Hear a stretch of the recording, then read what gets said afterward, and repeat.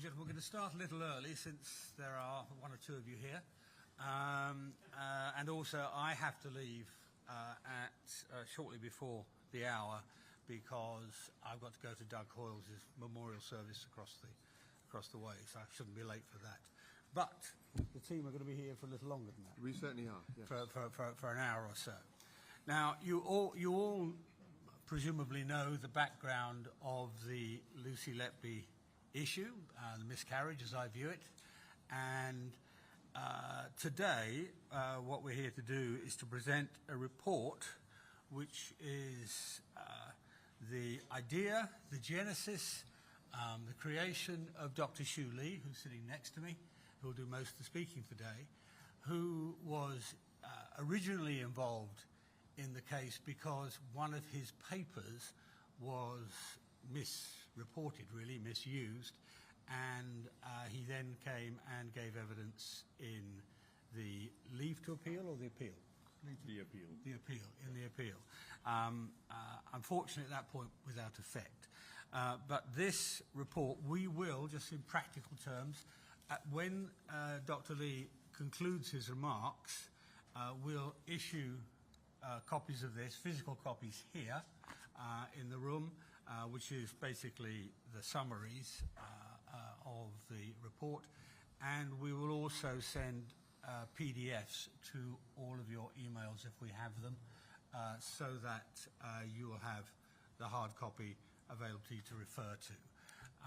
Now, we're very lucky. Dr. Lee and his team have done all of this pro bono, all of this entirely out of the good of their heart, and he's come here today, I suspect at his own expense, to address this issue and put right what I think, anyway, is one of the major injustices in modern times. So he's a very well-known, very well-respected medical expert, particularly in this sphere, and the people he's brought together, as you will hear in a minute, are a spectacularly high-ranking bunch of world-class experts. The other people on the panel here, we'll come to them in a moment, is Mark McDonald, who is Lucy's defence barrister, and Neena Modi, one of the team, but also pretty much our senior neonatologist in this country. She's a professor at Imperial, past president of the Royal College of Paediatrics and Child Health, and is similarly engaged on the injustice that we're facing today. But with no more ado, may I introduce Dr. Shoo Lee, the star of today's show. Thank you. Well, thank you, Sir David. My name is Shoo Lee, and I'm here to share with you the findings of the International Expert Panel on the Lucy Letby case. But before I start, I'd like to share the sympathies and condolences of members of the International Expert Panel with families of the affected infants. We understand their stress and their anguish, and our work is not meant to cause more distress. Rather, it is meant to give them comfort and assurance in knowing the truth about what really happened. We know that they want to know the truth, and that is why we are here, to tell the truth. Should they have any queries or concerns, we'd be pleased to discuss them with them. So the background to this conference today is that in August of 2023, Lucy Letby was convicted in the murder of 7 babies and attempted murder of another 7 babies at the Countess of Chester Hospital Neonatal Unit. In April 2024, she appealed her conviction, but it was rejected. I testified at her appeal and was concerned that there were problems with the medical evidence that was used in her trial and appeal. As Lucy had exhausted all avenues of appeal, I proposed to Lucy's solicitors at the time that I would convene an international expert panel to examine all the medical evidence in detail and to produce an impartial, evidence-based report about the causes of death or injury of all the cases involved in the trial. The report would be released regardless of whether the findings were favorable or unfavorable to Lucy. Lucy and her solicitors agreed. So the International Expert Panel is an independent panel of some of the most experienced and distinguished neonatologists and pediatric specialists in the world. Our objective was to provide an impartial, evidence-based report about the causes of death or injury among the patients in the Lucy Letby case, based on the medical evidence. There would be no determination about innocence or guilt of the defendant. I was instructed to convene an international expert panel to examine the medical evidence. The panel is independent and worked under the agreement with Lucy and her lawyers that all findings would be released even if they did not favor the defendant. The defendant and her lawyers provided the panel with access to medical records and witness statements used in the trial.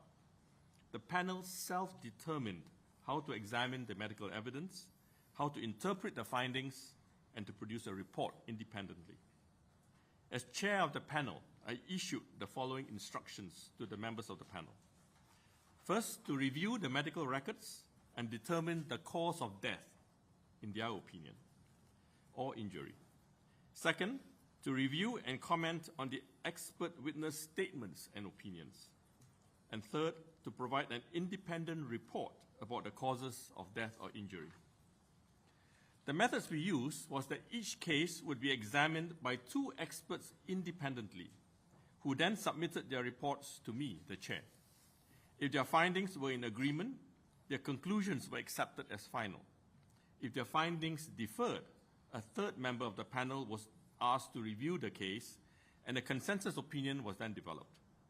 Summaries of each case were developed by the chair and approved by the panelists who examined the case, and then shared with the whole panel. Strict confidentiality was observed. I am the chair of the panel, and I invited members of the panel to participate on a voluntary basis and to work pro bono.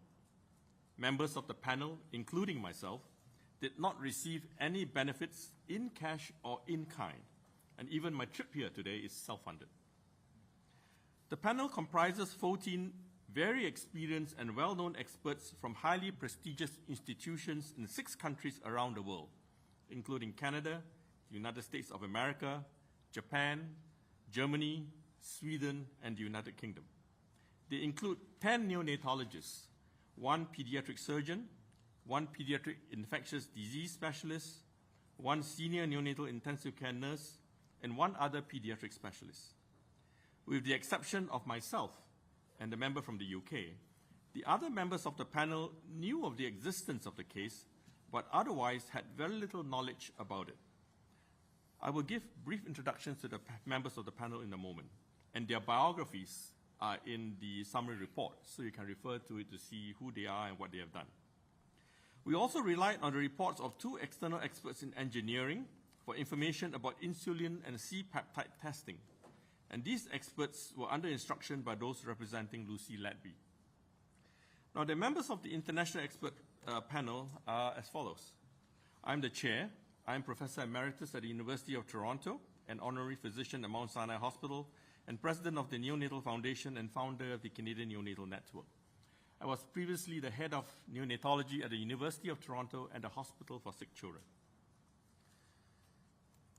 Next is Professor Eric Eichenwald, who is Professor of Pediatrics at the Perelman School of Medicine at the University of Pennsylvania in the United States. He's also the chief of the Division of Neonatology at the Children's Hospital of Philadelphia and holder of the Thomas Friedrich McNair Scott Endowed Chair. Professor Helmut Hammler is the Senior Medical Director of the European Foundation for Care of Newborn Infants in Germany, and formerly he was the head of neonatology at the University of Ulm and Ulm Hospital. Professor Tetsuya Isayama is the head of the Division of Neonatology at the National Center for Child Health and Development in Tokyo, Japan, and the director of the Asian Neonatal Network. Professor Joanne Langley is professor in the Department of Pediatrics and Community Health and Epidemiology at the Faculty of Medicine in Dalhousie University in Canada. She's also the holder of the Canadian Institutes of Health Research GlaxoSmithKline Chair in Pediatric Vaccinology and head of the Division of Pediatric Infectious Diseases at the IWK Health Centre in Halifax, Canada. Professor Neena Modi is one of the most senior neonatologists here in the UK. She is the Professor of Neonatal Medicine and Vice Dean International at Imperial College, London, Honorary Consultant to the Chelsea and Westminster NHS Foundation Trust, and President of the European Association of Perinatal Medicine, and a former President of the Royal College of Paediatrics and Child Health here in the UK. Sandra Moore, I don't have a picture, unfortunately, but she's the Senior Staff Nurse at the South Lake Regional Health Centre in Newmarket, Canada, and a member of the Sullivan Medical Legal Experts, Richmond Hill, Ontario. Professor Michael Norman is Professor and Senior Physician at the Department of Clinical Science, Intervention and Technology at the Karolinska Institute in Stockholm, Sweden. He's the Chairman of the Swedish Neonatal Quality Register and founder of the International Society of Evidence-Based Neonatology, or APNEO. He was also formerly the head of the Division of Neonatology at the Karolinska Institute Hospital. Professor Bruno Piedboff is Professor Titulaire et Pédiatrie at the Université Laval. He is coordinator the Services Cliniques de Rui de la Université Laval and director des Affaires Universitaires, Ministère de la Santé et des Services Sociaux à Quebec in Canada. Now, I will provide today, this is Professor Prakash Kumar Shah, who is professor at the University of Toronto in Canada, and he is also the head of pediatrics at the Mount Sinai Hospital, and has a number of different other appointments, including senior clinician scientist at the Lunenfeld-Tannenbaum Research Institute, director of the International Network for Evaluation of Outcomes of Neonates, INEO, director of the Preterm Birth Network, and scientific advisor and past director of the Canadian Neonatal Network. Professor Nalini Singhal is Professor Emeritus at the University of Calgary and a member of the WHO AAP Helping Babies Survive program. She was also the head of neonatology at the University of Calgary previously. Professor Eric Skarsgård is a professor in the Department of Pediatric Surgery at the University of British Columbia in Vancouver, Canada, and also the director of the Canadian Pediatric Surgery Network. Professor Ann Stark is the professor in residence at Harvard Medical School and also director of the faculty development in the Department of Neonatology at the Beth Israel Deaconess Medical Center in Boston, Massachusetts. And she was formerly the NICU director at the Boston Children's Hospital in Boston. And finally, we have Professor Jeff Chase, who is a distinguished professor of engineering at the University of Canterbury in New Zealand. Now, he's not a member of the panel, but he is one of the experts who provided us with information about insulin and C-peptide testing that we'll be using in this presentation. Okay. Now, today I will provide you with a summary of our findings. Copies are available at the side table, and you will be able to access them after this press presentation. The full report will be provided to Lucy Letby's barrister later this month. Now, the panel examined all 17 cases with which Lucy Letby was charged, and they are labeled patient 1 to patient 17. The cases involve a number of different allegations about causes of death or injury, which can be roughly grouped into 6 categories. First, air embolism caused by injection of air into the intravenous system. 2, splinting of diaphragm caused by injection of air into the nasogastric tube. 3, dislodged nasogastric endotracheal tube causing collapse. 4, hypoglycemia caused by injection of insulin. 5, trauma to the abdomen or gastrointestinal tract. And 6, overfeeding. Now, in the interest of time, I will only discuss 1 or 2 representative cases from each of the 6 groups, because otherwise we'll be here all day. All reports, however, will be provided to Lucy Letby's solicitors. So I will start with each of these cases that I'm presenting today. It'll be very brief because, these cases are quite long for many of them. And if we had to go through all the details, we'd be here forever. I can tell you that it took days and days and sometimes weeks to go through each case in detail. So we're going to give you the highlights of what happened.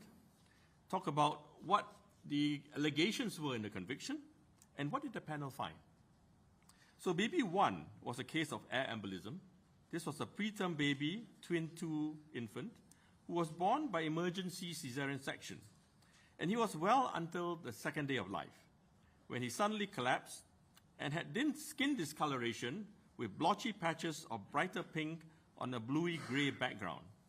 And he did not respond to resuscitation.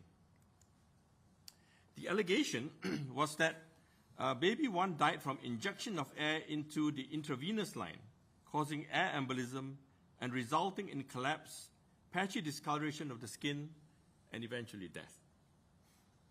So, to begin, I will give you a little bit of background on the publications of air embolism. The prosecution, in part, based their allegation on a paper that I had written in 1989, where I described all 57 cases that had been published to that point in time. And it showed that the babies would present with a certain number of symptoms or signs, and also that about 10% of them had skin discolorations of different kinds. At that time, I did not distinguish between arterial and venous air embolism. And in this particular case, the allegation is that she injected air into the venous system, into the veins. So there's a difference between arterial and venous, because the arteries carry blood to the body to supply the organs and the skin, whereas the veins actually carry blood away from the organs or the skin to the heart and to the lungs. And in the new paper that I had published in December of 2024 in the American Journal of Perinatology, a copy of which will be in the summary report that you will receive, we actually separated the cases with arterial venous air embolism from the cases with venous air embolism. And what we found was that in the cases where air was injected into the veins, there were no cases of patchy skin discolorations ever described in the literature. So the notion that these babies can be diagnosed with air embolism because they collapsed and had these skin discolorations has no evidence in fact. All right? None of this actually has ever been described. If this is true, it will be the first case ever described, but it's never been. And there's a reason for that. The reason is that in the arterial system, when you inject air into the arterial system, it goes directly to the skin or the blood vessels, or to the organs. Whereas in the venous system, it has to go to the lungs first. And the lungs has a complex bed of very small blood vessels that filters out all the air bubbles if they come through, so that they don't actually get to the arterial system. Now, in newborn babies, there's a hole called the foramen ovale in the heart, which can allow the blood to actually move over to the arterial system. But it has to go against pressure, because the pressure in the arterial system is higher than in the venous. And so what we found in the literature was that there were no cases that have been described where, in fact, these skin rashes have occurred. So let's do away with that theory, all right? The notion that these cases are air embolism because they collapsed and because there were skin rashes has no basis in evidence, okay? Let's be very clear about that. Now, so what can be the possible causes then? Why did this baby suddenly collapse? So we went into the history of this baby to see what actually happened. So in this baby, the mother had antiphospholipid syndrome, which is a condition in which the immune system mistakenly creates antibodies to attack tissues in the own body. Now, these antibodies can trigger blood clots to form in arteries and veins. And during pregnancy, these antibodies can pass through the placenta to the neonate and lead to thromboembolism, which means clotting in the baby. Particularly happens if there is concurrent infection. Now, post-mortem of baby 1 showed that there was a recent non-occluding thrombus in the liver, which means that, in fact, there was a thrombotic event that happened in this baby after the baby was born. On the day of the collapse, the baby's IV tissued at 1600 hours. Tissued meaning that the IV that was supposed to be in the vein somehow penetrated the vein and came out into the tissues. And so the infusion was not going into the circulation, was going into tissues, and so the area was getting swollen because the infusion was coming out. And so because of this, they removed the IV and replaced it with an umbilical venous catheter. But the first insertion was malpositioned, and so they had to replace it again. Later on, a long peripheral line was then inserted at about 1900 hours. Now, they then took an X-ray, etc., to make sure it was in the right position, and eventually the infusion was restarted. But an infusion was restarted at 2000 hours. So there was a period of up to 4 hours when these lines were in, but there was no infusion. Now, here's the problem. Even in a baby without any problems, we avoid putting lines in without infusion, because if you do that, clots can form on these lines. In this case, the baby actually predisposes to clot formation because of the antiphospholipid syndrome. And therefore, to have lines in there for 4 hours without infusion is a risk. All right? Now, what then happened was that minutes after the infusion was restarted at 2000 hours, baby 1 collapsed. It is most likely that there was a thrombus that formed on the tip of the catheter that then dislodged when the infusion was started, and it migrated to an artery supplying the brainstem, causing sudden collapse and inability to resuscitate the infant. It is also possible that baby 1 had placental fetal vascular malperfusion. So what's that? That's a condition in which the fetal villi in the placenta present small thrombi that can travel to and occlude small blood vessels in major organs like the heart, brain, and liver. And if a small thrombi lands in an artery supplying a critical structure like the brainstem, it can also cause sudden death, and they are very hard to find on post-mortem, because these vessels supplying these critical areas of the brain or the heart are very tiny. And so all you need is a small thrombus to occlude it. When you're doing a post-mortem, you're doing cuts to see whether you see anything. And you have to actually cut exactly where that thrombus is in order to identify it. So just because a post-mortem doesn't identify it doesn't mean it isn't there. Right? And in the second condition, which is fetal vascular malperfusion, these collapses can occur 1 to 2 days after birth. So one of these 2 causes probably caused it, and we think it's the first one because of the temporal relationship with the lines that were inserted, the predisposition to formation of clots on these lines if you don't infuse it, and then the occurrence of the collapse just minutes after the line was infused. So our conclusion is that baby 1 died from thrombosis, and that there was no evidence of air embolism. Because in this baby, the allegation for air embolism was that, number 1, the baby died, we could not find a reason for it. Number 2, this baby had this collapse accompanied by these skin discolorations, which was consistent, which is what the allegation was, with air embolism. And what we are saying is, first of all, the second reason doesn't hold, because air embolism by the venous system does not produce these kinds of skin discolorations. Number 2, there is a plausible and reasonable reason why this happened, which is what I just explained. So for both those reasons, we feel that this diagnosis is wrong, that this is not pulmonary air embolism. In fact, this is because of thrombosis. Now the next baby, I forgot to show you that, but hopefully you understood what I was saying. The next baby is baby 4, which is another case of air embolism. Now baby 4 was a term baby who was born by emergency C-section after prolonged premature rupture of membranes. She became pale and floppy at 12 minutes of life and required resuscitation. She continued to have respiratory distress afterwards. She was then admitted to the neonatal unit, and continuous positive airway pressure support for the respiratory distress was started, and antibiotics were started, but only 4 hours later after the baby had admitted to the NICU. The chest X-ray showed pneumonia. On the 3rd day, the baby became mottled, had dark brown and black tracking lesions across the trunk, and 2 evolving purpuric-looking patches on the abdomen. She had repeated episodes of apnea and desaturation until final collapse and death. Now the allegation is that baby 4 was a stable baby after the baby was born and admitted to the NICU, and then on day 3 of life, the baby suddenly collapsed, and that this was due to injection of air through the intravenous system, causing air embolism, resulting in patchy discoloration of the skin and death. Now, first of all, I would like to just repeat what I said earlier, that there is no evidence that air embolism through the veins results in patchy discoloration of the skin. So let's just dismiss that, all right? That's not a consideration. So what could this be? Well, first of all, this baby was born after prolonged premature rupture of membranes. What it means is that all the babies in utero have a membrane around them that protects them. And if the membrane is ruptured, infection can ascend. Also, membranes often rupture because of infection.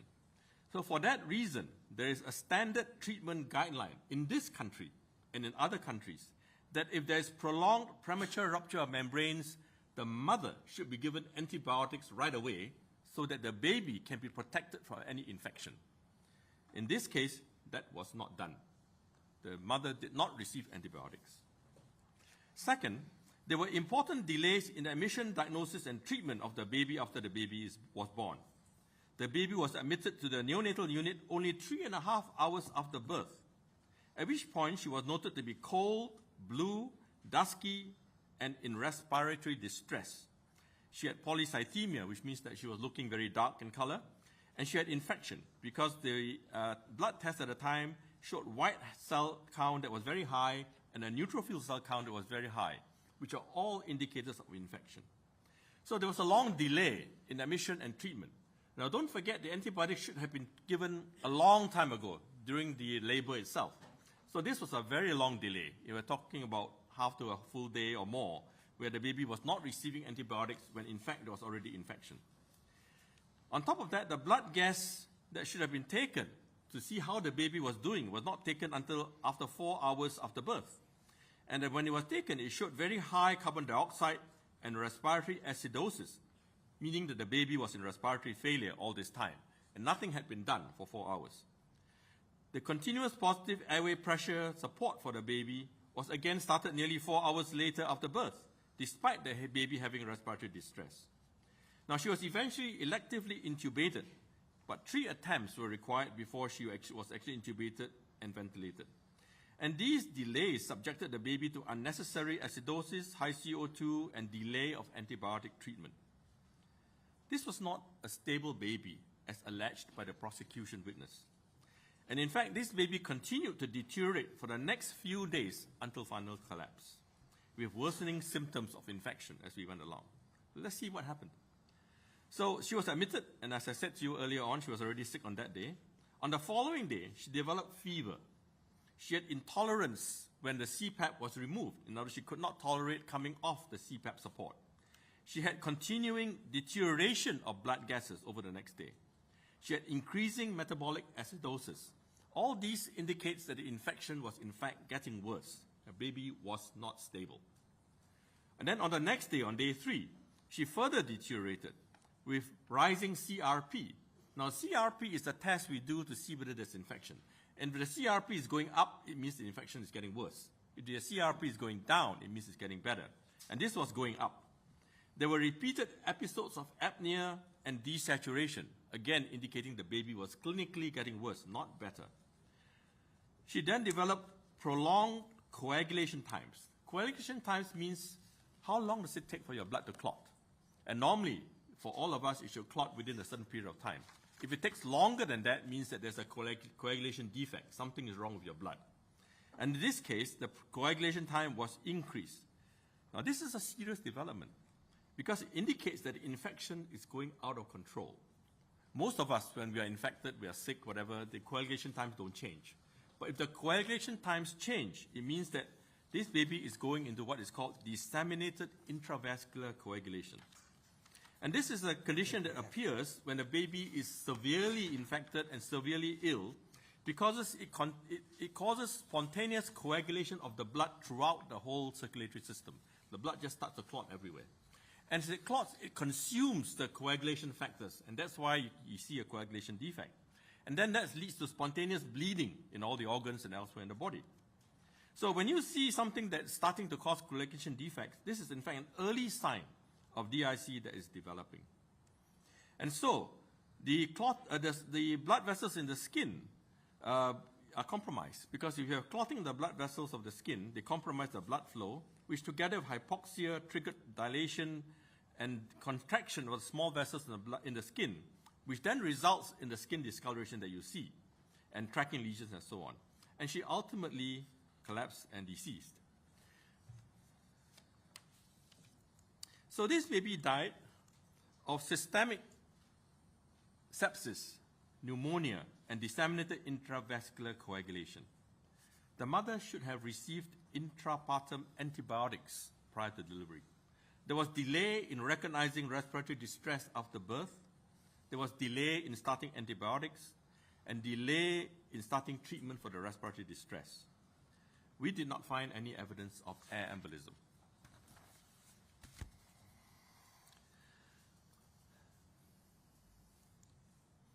All right. Now the next baby is baby 9, where the allegation is that the baby received nasogastric tube air and then subsequently was also given air through the IV in the intravenous system, which caused air embolism. Now, baby 9 was a preterm infant with intrauterine growth restriction, respiratory distress syndrome, and chronic lung disease, who had repeated episodes of apnea, desaturation, and bradycardia, needing resuscitation during the hospital stay. And the baby was in hospital for quite a period of time. The baby also had an episode of lung collapse and reports that there were thick gelatinous airway and oral secretions. And one of the registrars, who is a mid-level doctor in the NICU, stated that it is not unusual for babies on breathing support to get secretions, but it was a bit unusual for them to be so stubborn at being removed like in this baby. And after each period of apnea and desaturation, they had to resuscitate the baby using back and mask ventilation, and then the abdomen was distended. And abdominal x-rays taken after that showed gaseous distension of the intestines. At 2.5 months, she had an episode of severe apnea, bradycardia, desaturation, and heart block, and then deceased. So it was alleged that air was injected into baby 9's stomach through a nasogastric tube, leading to recurrent episodes of abdominal distension, which then splintered the diaphragm and caused respiratory arrest and failure, needing resuscitation. It was also alleged that on the 13th of October, that the apnea alarm was deliberately turned off, resulting in delay and response to a collapse. And that on the 15th of October, air was injected into her intravenous tubing, causing air embolism and death.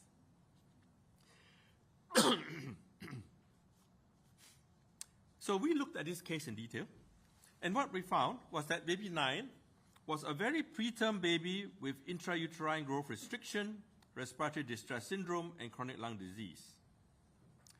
Also, that in fact, surveillance cultures, which are normally done after a baby is admitted to the unit from outside, to make sure that there are no dangerous bacteria being brought into the NICU. So they routinely culture all these babies after admission. And in this case, the surveillance culture revealed a bacteria called Stenotrophomonas maltophilia, which is a gram-negative bacteria from her endotracheal tube. And the doctors in the unit were duly notified that that was the case. Now, this particular bacteria is unique because it is a multi-resistant opportunistic pathogen that can colonize the airway in biofilms that are resistant to antibiotics and impossible to clear in patients with chronic lung disease. The thick secretions can block the endotracheal tubes, which led to the endotracheal tubes constantly being blocked and replaced, and interfere with ventilation in the small airways of these vulnerable infants, which together with other factors like chronic lung disease can lead to recurrent episodes of apnea, desaturation, bradycardia, respiratory failure, and collapse. And decolonization with Stenotrophomonas maltophilia would have further compromised her ventilatory capacity. Now, her initial abdominal distension was likely due to sepsis causing ileus, or to lactose intolerance because there's a family history and the stools were positive for reducing substances. But the subsequent repeated abdominal x-rays showing intestinal gaseous distension were all taken after resuscitation and bag and mask ventilation, so that the air was likely introduced by the resuscitation, not because the air was there previously. Right? Also, a nurse explained that the reason that the apnea alarm did not sound was because the apnea alarm is set to go off if there is a 20-second period where there are no breaths. But because this baby was gasping at less than 20 seconds each time, the apnea alarm wasn't triggered. So it wasn't because it was switched off. It was because the baby was gasping, and so it wasn't triggering the alarm. Right. Now, this baby was not treated for stenotrophomonas maltophilia, and there is no evidence that air embolism was at all involved. We concluded, therefore, that baby 9 died of respiratory complications caused by respiratory distress syndrome and chronic lung disease that were complicated by the stenotrophomonas maltophilia colonization. The doctors failed to respond to routine surveillance warnings that this baby was colonized with this bacteria. They did not recognize the diagnosis. They did not treat her with the appropriate antibiotics which would have cleared this bacteria. This was likely a preventable death. There is no evidence of air causing splinting of the diaphragm or of air causing air embolism. There was no evidence that the alarm was turned off. In fact, the evidence is that the alarm was not turned off.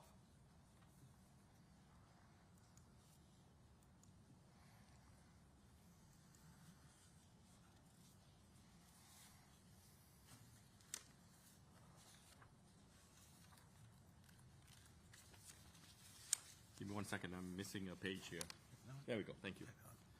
Now, baby 11 was a preterm baby who was resuscitated at birth and had a number 2 sized endotracheal tube that was inserted after 3 traumatic attempts. The baby was then ventilated. A 94% air leak was detected, and ventilation was continued. At 1.5 hours of age, she desaturated. The consultant entered the room, bagged the baby, but found that the chest could not move. In addition, he applied a capnography test, which was negative. He then removed the tube, re-intubated the baby, and the baby then recovered and was subsequently transferred to Aldehay Hospital. So let's just understand what actually happened here. So when a baby has collapsed and the tube is in place, the consultant first has to check to make sure the tube is there, because if the tube is in the right place, he would then ventilate the baby using bag and mask and so on. And in this case, he said that he attempted to ventilate the baby. In other words, he disconnected the endotracheal tube from the machine. He put on a bag and mask, and he bagged it to see whether the chest would move. And he said the chest did not move. And if the chest did not move, then potentially the tube was not in the right place. Secondly, he applied a capnography test. So this is a device that you connect to the endotracheal tube, and it measures carbon dioxide. So if the tube is in the endotracheal tube is in the trachea, then when the baby expires, carbon dioxide will come out, and this device will measure it. So if you measure carbon dioxide, you can say that the tube was in the right place. If you don't measure carbon dioxide, it is potentially not in the right place and potentially could have been removed. All right.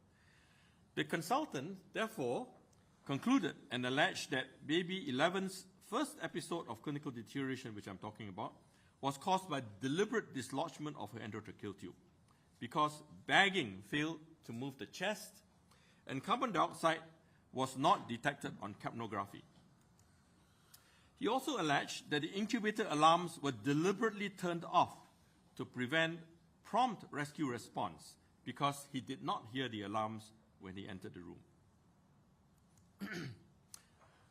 So we examined the evidence to see what actually happened.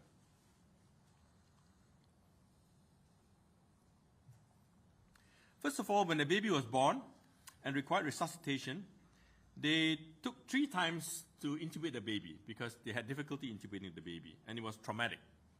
And finally, they put in a size 2 tube.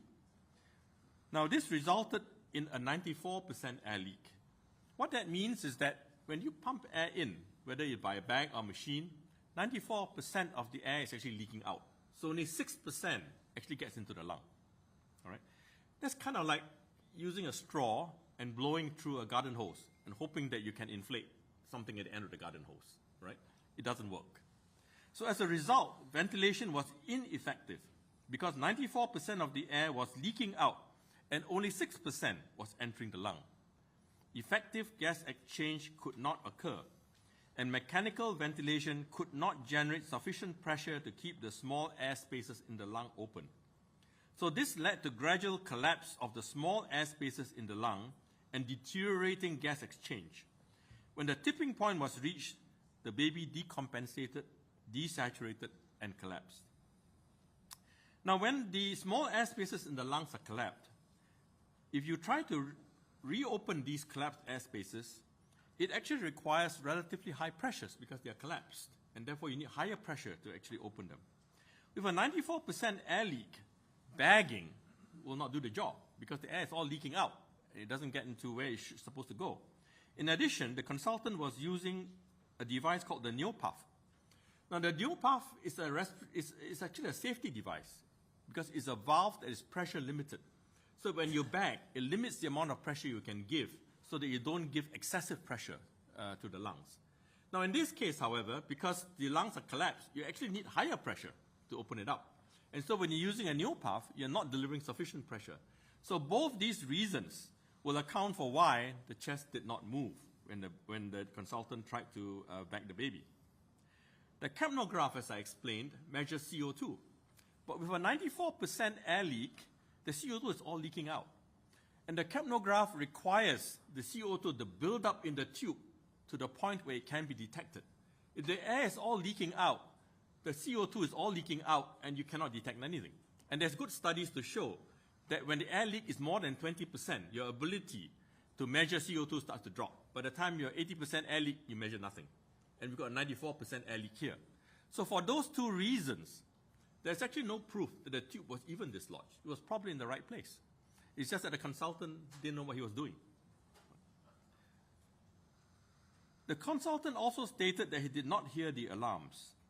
But another nurse, in her testimony, stated in her statement that when I returned to the unit, I immediately became aware of the alarms sounding from baby 11's incubator, and I rushed in to help.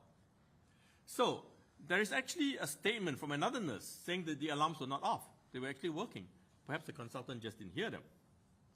So our conclusions was that first, there is no evidence to support a dislodged endotracheal tube. The clinical deterioration was caused by the use of an undersized endotracheal tube, and the initial intubation was traumatic and poorly supervised. The consultant did not understand the basics of resuscitation, of air leak, of mechanical ventilation, and how the equipment that he was using, that were commonly used in the neonatal unit, like the NeoPuff and capnograph, actually worked. There is evidence that the incubator alarms were not turned off. Next, we're going to talk about baby 6. That's what we call an alarm. That alarm was good. Yes. Wasn't turned off. Now, baby 6 was a preterm twin 2 borderline intrauterine growth restricted baby, male, who was born by emergency cesarean section. He had mild respiratory distress syndrome and hyperglycemia requiring insulin treatment. And on the 5th of August, at about 1:30 in the morning, he then developed sepsis and hypoglycemia and was treated with antibiotics and intravenous glucose infusion. Over the next 17 hours, his glucose remained low, ranging from 0.8 to 2.4. And this was despite repeated doses of 10% dextrose to try and raise the blood sugar. In fact, they were given very frequently. Every time they tested it was low, they would give another bolus injection of 10% glucose. And that's like less than 2 hours between each dose. So it was very frequent that they were giving this. And still the sugar didn't come up. At about 1000 hours, which is about 9 hours after the initial hypoglycemia, it was noticed that his IV line was in fact tissued. And as I explained earlier, tissued means that the line was out of the vein, and therefore it was infusing fluid into the tissues. And it was also noted there was extensive swelling and induration, meaning very hard, of the right groin, thigh, and leg. What that means is that this infiltration had gone on for quite a long time, because otherwise you wouldn't have this amount of extensive swelling and induration of the groin, thigh, and leg. In other words, the IV that was giving sugar wasn't actually giving any sugar because it was actually going into the tissues. So the baby wasn't receiving any sugar, and that was why the sugar stayed low. Now, when this was noticed, the IV was turned off appropriately. So it was stopped at about 1000 hours. And then a long line was put in. And at 1200 hours, the IV was restarted. And at 1200 hours, it is also routine in this unit that all the IV bags are changed. So that for this baby, one would presume that the IV bag was not also changed. And then the sugar still remained low. So that at 1900 hours, the dextrose infusion was increased to 15% from 10%, and the hypoglycemia then resolved. Now, it was alleged that baby 6 was given exogenous insulin through the infusion bag because there was a prolonged period of hypoglycemia. Further, that when the infusion was stopped from 1000 to 1200 hours because of the IV being infiltrated, the sugar actually went up from 1.3 to 2.4. So how can that be? If you're not giving sugar, the sugar should be dropping. And so the conclusion that was drawn by the expert witness for the prosecution was that the IV bag must have contained insulin, and that's why it kept the sugars low. And when you stop the insulin because the IV was stopped, then the sugars came up. Thirdly, that the blood glucose after the infusion bag was changed at 1900 hours caused the sugars then recover, so that insulin must have been put into the bag before the insulin before the bag was changed at 1900 hours. And finally, that they had done a test which showed that the baby had high insulin but low C-peptide, which indicates the exogenous insulin was used. So what does that mean?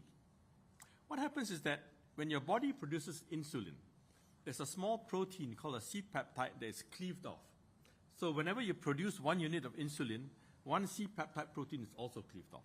So you would expect that if you produce insulin yourself and it was not given externally, that both of these would rise. If, however, you're given insulin from outside, then the insulin would go up, but the C-peptide would not go up because there was no production by the body and no C-peptide would be produced, right? And in this baby, when they measured, they found that the insulin level was very high and the C protein was low. So it must mean that the insulin was being given by the outside, somewhere outside, and not being produced by the baby itself. So let's look at the evidence here. First of all, the hypoglycemia started with sepsis, which often precipitates hypoglycemia, all right, in these babies. And it was prolonged because the IV infiltrated for several hours. We don't know how long. We just know that at 1000 hours, the nurse found that this baby had a swollen groin and thigh and leg. So for some number of hours before that, the baby wasn't getting any dextrose. And that probably explains why the baby was hypoglycemic during this time. The second thing is that when hypoglycemia persisted, despite 10% dextrose, a higher dose of glucose should have been used. Because if you're giving 10% dextrose infusion and there's still hypoglycemia, it means it's not enough. You should be increasing the amount of glucose you're using. And that wasn't done until 1900 hours. So for the whole day, the same amount of glucose was being used. Instead, what they did was to give repeated doses of 10% glucose. But the problem is that that's actually the wrong treatment. Because the way to treat hypoglycemia is that you give a continuous infusion and then you titrate it to increase the amount required so that the glucose will then come up in the blood and comes to the level that you require. When you give repeated bolus doses, which means that you just pump a big dose in at one time of 10% dextrose, it actually worsens the hypoglycemia. Because every time you pump a surge of glucose in, the glucose rises in the blood. There's a surge of glucose. And that triggers a surge of insulin production by the pancreas, because that's what it's programmed to do. And that surge of insulin will then force down the glucose, and then you get hypoglycemic again. So you end up with a yo-yo pattern where you see hypoglycemia, you pump in your sugar, it causes a surge of insulin, the blood sugar then drops, you test it again, now it's low again. Then you pump in more glucose, and it just makes it worse and worse. It's a vicious cycle that you keep doing. This is a very basic thing. We teach all our medical students not to do this. All right? This is what was done here. Now, then when the IV tissued, there was lack of glucose infusion for many hours because of the swelling, as I talked about. And that was probably one of the reasons why this hypoglycemia was so prolonged. Now, the next thing is that when the infusion was stopped from 1000 to 1200 hours, it was alleged that the blood sugar rose from 1.3 to 2.4. So how can that be if there's no sugar being given? What was not said was that, in fact, the blood sugar was 1.4 at 11:46 hours. In other words, for that whole period of 2 hours where the glucose was not infusing, the blood sugar was actually not rising. The figure of 2.4 was measured after 1200 hours when the IV had been restarted. So there is no evidence that, in fact, this baby's sugar was rising because of the IV being stopped. Right? Also, at 1200 hours, the IV bag was changed. Now, the infusion bags in this hospital were prepared in the pharmacy. They were then brought to the unit and stored in a cupboard, and were changed every day at 1200 hours. So this baby would have had at least 2 bags of IV fluid during that period of time. And in order for this baby to have had insulin introduced into the bag, it would have to have been done multiple times into multiple bags. Because if the bag was changed at 1200, then you would have to give insulin into that bag as well in order for that to happen. Right? Now, the blood sugar rose after 1900 hours. It was alleged that this was because the IV bag was changed in 1900 hours, and it was changed. But it was not because the bag was changed. It was because in 1900 hours, the dextrose was increased to 15%.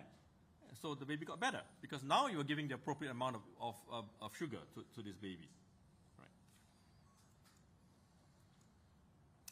So what about this problem with the insulin and C-peptide? Because as I explained earlier, the blood test showed high insulin and low C-peptide. And we know that this is something that has been well tested in adults and in older children. The problem is that this has never been tested in preterm infants. And preterm infants are not just little people. Preterm infants are different. They have different physiology and biology compared to adults and older children. They behave differently. And just because we see something that applies and is valid in adults and older children doesn't mean it's valid for preterm infants. So Professor Jeff Chase, whom you saw a picture of earlier on, is someone who has been studying this his whole life. This is what he does for a living. His whole career he has been studying this. And what he reported, and a copy of his report is in the summary report that you receive later on, he reported that preterm infants have different insulin and C-peptide standards than adults. Exogenous insulin is unlikely to be the cause of hypoglycemia for several reasons. First, the C-peptide in this case would have been low for an adult or older children, but it was not low for preterm infants. In fact, the level for this baby would have been at 20 to 45 percentile of all preterm infants. In other words, right in the middle. Average for a preterm infant. It was perfectly normal. Right. Second, if the insulin was really that high, the potassium levels would have been reduced. But in this baby, the potassium levels were normal. So that couldn't have been the case. The glucose levels should be lower if exogenous insulin was used. And the insulin C-peptide ratio was within the normal expected range for preterm infants. All right? Because the experts in the trial were using standards for adults and for older children. They do not apply to preterm infants. All right? And finally, that preterm babies have a lot of antibodies. And these antibodies bind insulin. And when you measure insulin, it measures not just the active insulin in the blood, it also measures the insulin that is bound to these antibodies. And so you get a falsely high level of insulin when you measure the insulin in these preterm infants. Right. Finally, that the immunoassay that is used is unreliable because there are many interference factors. For example, if you have sepsis, if you have antibiotics, if antibodies, it will all cause these measurements to be wrong. And therefore, you get false positive insulin readings. And this baby had all of the above. Baby had sepsis, had antibiotics, baby had autoantibodies, etc. And therefore, we concluded that baby 6 had prolonged hypoglycemia because of sepsis, prematurity, borderline intrauterine growth restriction, lack of intravenous glucose when the long line infiltrated for a prolonged period of several hours, and also poor medical management of the hypoglycemia. In addition, baby 6's insulin level and IC ratios do not prove that exogenous insulin was used, and are in fact within the normal range for preterm infants. Preterm infants, and especially those with illnesses and drug treatments like antibiotics, have different normative standards compared to healthy adults and older children. Right. Next is baby 15. Baby 15 was a preterm second triplet born by in-labor cesarean section, and the triplets were extracted very quickly, one after the other, a minute apart. And at 36 hours, he had rising heart rate and respiratory rate, temperature instability, and mild abdominal distension. On day 3, there was further deterioration. The abdomen became more distended. Visible loops of bowel were seen. The baby was uncomfortable after feeds, vomited, had a high blood lactate, carbon dioxide, bilirubin, and acidosis. He was intubated and given high-pressure ventilation. He then collapsed and had purpuric discoloration of the right chest. Resuscitation included intubation, ventilation, cardiac massage, and needling of the abdomen, which failed. So the baby died. Postmortem showed a ruptured subcapsular hematoma of the liver. Now, it was initially alleged that baby 15 received inflicted blunt trauma to the abdomen, causing purpuric discoloration of the chest and a ruptured subcapsular hematoma of the liver, and that the abdomen was distended because air was injected through the nasogastric tube to cause gaseous distension of the intestines. And later, the accusation was then changed to say that, in fact, there was deliberate injection of air into his intravenous system to cause air embolism, collapse, and death. So let's see what really happened. Baby 15 collapsed because the subcapsular hematoma ruptured, causing acute major hemorrhage into the peritoneal cavity that was sufficient to cause the hemoglobin to drop by half. In other words, half your blood was lost into the abdomen because of the rupture.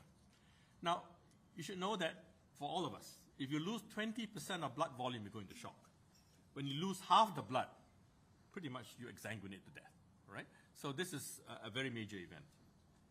Now, the subcapsular liver hematoma is the result of traction or shear forces that are applied to the thin, fragile liver capsule through the hepatic ligaments. In baby 15, it was highly likely that this was the result of extremely rapid delivery, and this is a well-recognized cause of birth injury. And one of the other triplets also had the same subcapsular hematoma, although it was not this severe. So the fact that two of them had the same problem, again, confirms that this was likely caused by birth injury. All right? In other words, when a baby is suddenly precipitously delivered and the traction forces are applied, that's when you get this injury. When you apply blunt trauma to the chest, you cannot generate the kind of shear or traction forces required to cause subcapsular hematoma. It doesn't happen, right? You can hammer the chest all you want. It's not going to cause this kind of a subcapsular hematoma. Now, bleeding into a subcapsular hematoma is characteristically initially very slow because there's a capsule around the liver, and so it is contained by the pressure of the enveloping liver capsule. And in the early stages, the clinical signs are insidious and difficult to recognize. Now, in this baby, as the baby got worse, they then intubated the baby and ventilated the baby with high pressures. That's again a mistake, because when you use high pressure ventilation, it decreases the venous return to the heart, and that causes congestion of the liver, which actually makes it worse. Now, the slow deterioration is characteristically followed by an acute collapse when the liver ruptures, when the capsule ruptures, and this releases blood into the peritoneal cavity. Now, the significance of the rising heart rate and falling pH before terminal collapse were not recognized, because what was happening was that there was insidious bleeding going on into the liver capsule and into the liver, and that was causing the heart rate to go up and the acidosis and so on, and this was not recognized. And then a needle was blindly inserted into the abdomen to try and relieve the abdominal distension. Well, this is something you don't do, and you don't do blindly. And unfortunately, this may have penetrated the right lobe of the liver, causing further injury. And this was noted by the pathologist as parenchymal hematoma and laceration. Blind direct trauma to the abdomen or the chest is implausible because it is very difficult to generate the kind of forces required to produce the observed injuries in the liver protected by the lower chest wall. The gaseous distension of the intestinal tract was likely due to swallowing of air and insufflation during non-invasive respiratory support, and not due to injection of air through the nasogastric tube.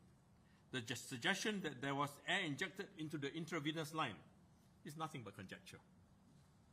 Baby 15 died from a subcapsular liver hematoma caused by traumatic delivery, resulting in hemorrhage into the peritoneal cavity and profound shock. This was not recognized antepartum.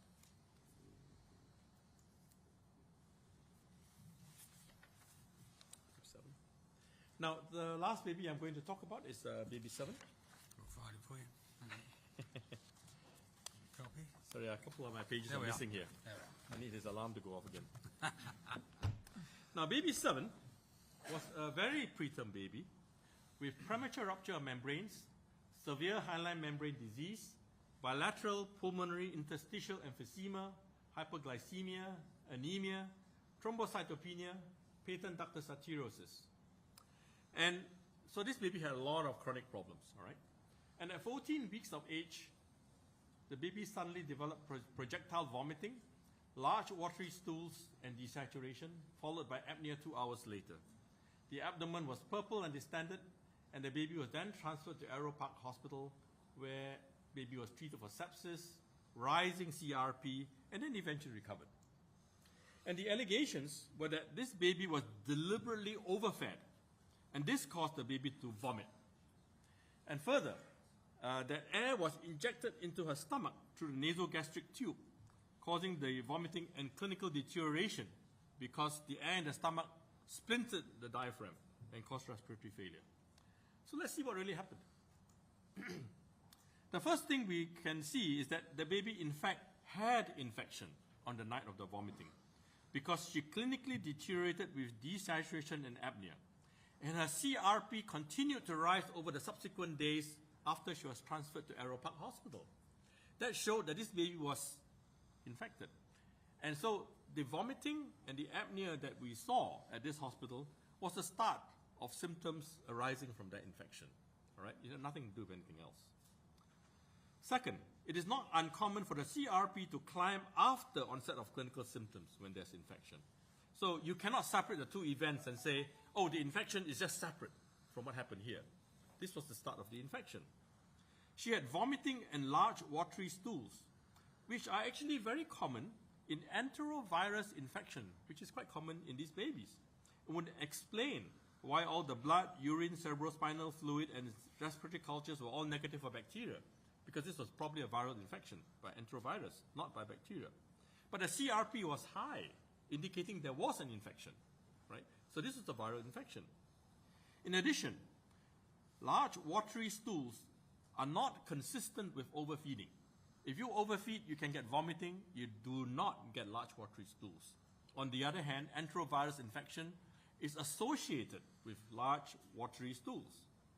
Now, the abdominal distension and discoloration of the abdomen are common when babies are ill with ileus, and they usually disappear when the baby recovers. The abdominal x-rays showing gaseous distension of the intestines were all taken after bag and mask ventilation of the baby and are consistent with air being introduced by bagging and ileus, which means that the intestines are not moving in a sick baby. The blood-stained fluid coming up the trachea are most likely the result of a trauma during intubation. Chest x-ray post-intubation did not show any consolidation suggestive of pneumonia or pulmonary hemorrhage. at the Elder Hay Hospital. She received 7 days of antibiotics and she recovered after 7 days, which is consistent with enterovirus infection because this is a self-limiting disease and it recovers after a few days and they get better. So baby 7, in our opinion, had vomiting and clinical deterioration because of infection, possibly enterovirus infection, which can cause all these signs and symptoms. There is no evidence to support air injection into the stomach or overfeeding.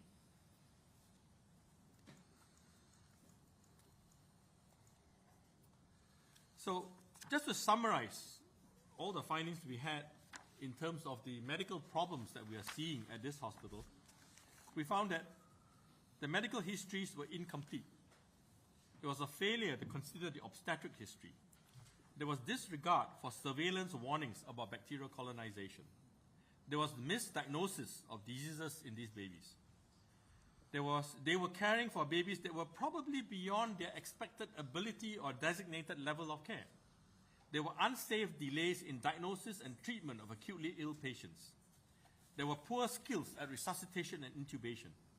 There was poor supervision of junior doctors in procedures like intubation. There were poor skills in basic medical procedures like insertion of chest tubes. There was lack of understanding about basic things like respiratory physiology and how to mechanically ventilate the baby. There was poor management of common neonatal conditions like hypoglycemia. There was lack of knowledge about commonly used equipment in the NICU like Neopath and capnograph. There was failure to protect infants who were at risk, for example, hemophilia, from trauma during intubation. There was a lack of teamwork and trust between the health professions. There were also statements given by many witnesses which point to serious resource and infrastructure deficiencies. And these specific concerns that were expressed by individuals include inadequate numbers of appropriately trained personnel in the unit, lack of training for assigned nursing roles, inadequate staffing and workload overload, poor plumbing and drainage resulting in the need for intensive cleaning in the unit. And this is a potential factor in Stenotrophomonas maltophilia infection because this particular bacteria thrives in water, and particularly in dirty water and bad water. There was poor environmental temperature control in the facility. There was difficulty in finding a doctor when the need arose. There was congestion at the medication cabinet and preparation trolley. There was lack of appropriate facilities for sterile preparation of drugs. Some high-risk infants should have been born and cared for at higher-level institutions, but were born and cared for in this hospital. And there were delays in transfer of sick infants to higher-level facilities when the need arose. So these are not things that we invented. These are statements given by people who worked in the unit. Our conclusions of this panel, therefore, was that there was no medical evidence to support malfeasance causing death or injury in any of the 17 cases in the trial. Now, I've only presented you 7 of the cases, 7 of the 14 official convictions, but the others are similar. It's just nuances, changes of variation in the details, all right? Death or injury of all the affected infants were due either to natural causes or to errors in medical care. There were serious problems related to medical care of patients at this hospital. There were problems related to teamwork and interdisciplinary collaboration at the Countess of Chester Neonatal Unit. In summary, ladies and gentlemen, we did not find any murders. In all cases, death or injury were due to natural causes or just bad medical care. Lucy was charged with 7 murders and 7 attempted murders. In our opinion, the medical evidence doesn't support murder in any of these babies, just natural causes and bad medical care. Our full report will go to Lucy's barrister later this month, and then it'll be up to him in the courts to decide what next to do. So in closing, I'd like to thank you for attending this press conference. I hope our findings bring comfort and closure to the families of the affected infants, and our hearts and sympathies go out to them. I would like to thank Sir David Davis and Mr. Mark McDonald for their efforts, and Sir Davis in particular for graciously organizing and chairing this meeting. I would also like to thank the members of the international expert panel. They are some of the most experienced and best minds in neonatology in the world today, and they are incredibly busy people. who have given freely and generously of their time to this effort to uncover the truth. And they have done so with objectivity and impartiality, knowing that regardless of whatever they say, whether it's favorable or unfavorable to Lucy, it would be released, because they did not come into this to free Lucy. They came into this to discover the truth. Finally, we hope the authorities will consider our findings seriously and act accordingly, because you will not find a better panel of experts anywhere in the world. These are the best in the world that you can find, and they come from the most prestigious institutions. They come from Boston's Children's Hospital, Children's Hospital of Philadelphia, Hospital for Sick Children in Toronto, Imperial College, Karolinska Institute, Ulm, Tokyo National Child Center, and so on. Right? These are truly the best. And today is actually a historic day, because it is possibly the first time that a group of the top minds in neonatology in the world have come together voluntarily and pro bono to provide clarity to some very vexing questions about a troubling case. If you are looking for the truth, you don't need to go any further. I'll be happy to take any questions. Thank you very much indeed. That's an astonishing.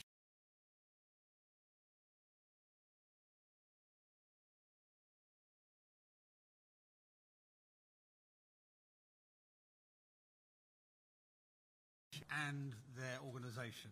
I'll go right across from right to left. Sir, you. Yep. John Sweeney, podcast, Lucy Letby, Was There Ever a Crime? Thank you. Thank you very much, Dr. Lee. Can you tell me, on the PubMed, how many publications have you authored? In terms of peer-reviewed publications in journals, I've authored over 400. How many peer-reviewed publications, according to PubMed, has Dr. Dowie Evans, the Crown's star expert witness? I don't know. The answer is 0. So, in simple footballing terms, we've all heard of Liverpool, we've all heard of Andover Town, and they both score goals. Here is the problem. You and your panel have written together thousands of peer-reviewed papers on neonatology. The Crown's star witness, Dr. Dowie Evans, has written 0. What does that tell you about the scientific knowledge of Cheshire Police, of the Crown Prosecution Service, the judge at the trial, and the judges at the appeal court, that they do not understand the difference between scientists who have published multiple papers on this subject and someone who has published nothing? So, first of all, the panel that we have is, as I said, this is the top notch in neonatology. This is the creme de la creme, the dream team of neonatology. You're not going to find any better, right? And if they can't tell the truth, nobody else will. You can find all the people in the world, and they're not going to get any better than this. With respect to the Cheshire Police, I don't know. I mean, I don't know the police.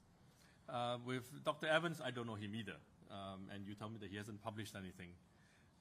If you look at this panel, there's probably about 500 person-years of experience with all these people. These are the heads of units of the top institutions in the world. So I would trust their judgment.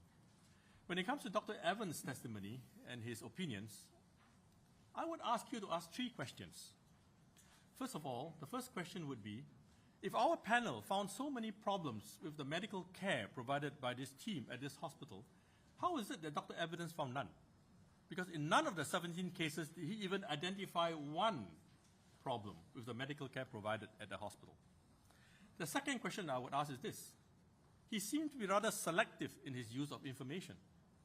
So if he wasn't selective, if all the information was used, in fact, you would come to a very different conclusion than what he came to. Just take, for example, the case of the hypoglycemia, where he said there was no sugar for 2 hours and the blood sugar grows, therefore it must be insulin. In fact, he missed the one important value, which was at 1146, showing that the blood sugar, in fact, did not rise. So was he just careless, or was it deliberate?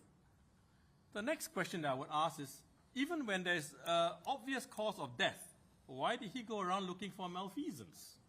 So I would ask you to ask these 3 questions and ask Dr. Evans that. If you can answer those 3 questions, I think you have the answer to your question. Sir. Can I ask Professor Neena Modi, with your experience with the BMA and well, colleges and the NHS, does this evidence point to yet another maternity scandal in the NHS? Thank you very much. I want to make it quite clear that I'm here in a personal capacity. I'm not representing any organisation, not the BMA, not the RCPCH or any other organisation.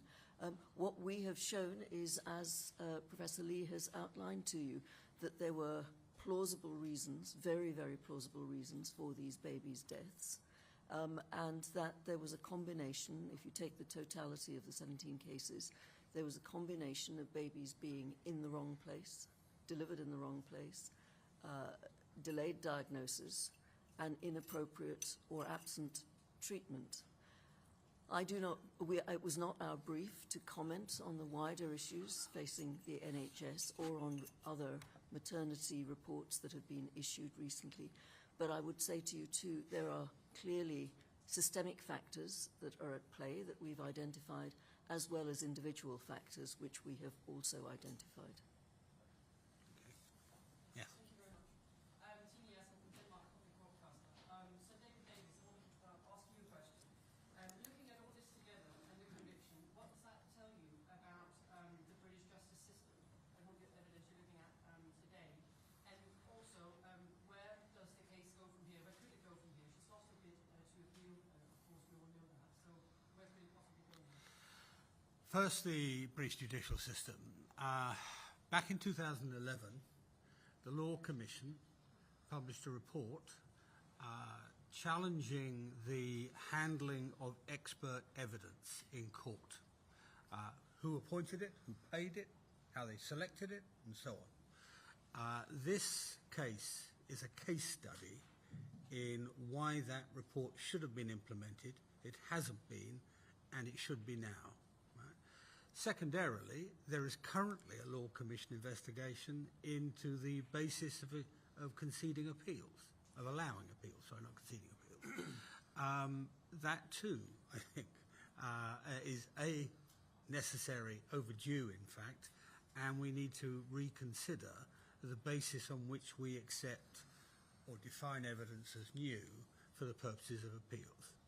At the moment, as I said in the debate in Parliament, at the moment, if you were unlucky enough, if your lawyers, for whatever good reason, tactical reason, did not deploy a piece of evidence and you tried to use it later, you can't.